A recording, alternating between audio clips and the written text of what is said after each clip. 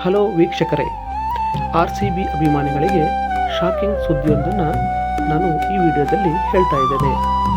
ವಿಡಿಯೋಗೆ ಹೋಗೋಕ್ಕಿಂತ ಮುಂಚೆ ಯಾರು ನಮ್ಮ ಚಾನಲನ್ನು ಸಬ್ಸ್ಕ್ರೈಬ್ ಮಾಡಿಲ್ವೋ ಅವರು ಸಬ್ಸ್ಕ್ರೈಬ್ ಮಾಡಿಕೊಂಡು ನೋಡಿ. ಈಗ ವಿಷಯಕ್ಕೆ ಬರೋಣ.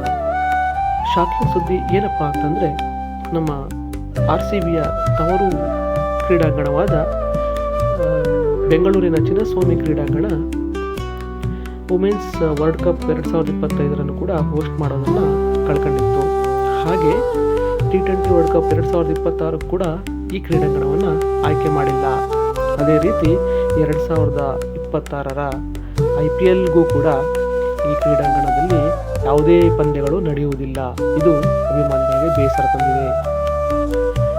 ಕಿಂಗ್ ವಿರಾಟ್ ಕೊಹ್ಲಿ ಅವರ ಆಟವನ್ನು ಬೆಂಗಳೂರಿನ ಚಿನ್ನಸ್ವಾಮಿ ಕ್ರೀಡಾಂಗಣದಲ್ಲಿ ಕಣ್ತುಂಬಿಕೊಳ್ಳುವ ಅವಕಾಶ ಈ ಬಾರಿ RCB ಅಭಿಮಾನಿಗಳಿಗೆ ಮಿಸ್ ಆಗಲಿದೆ.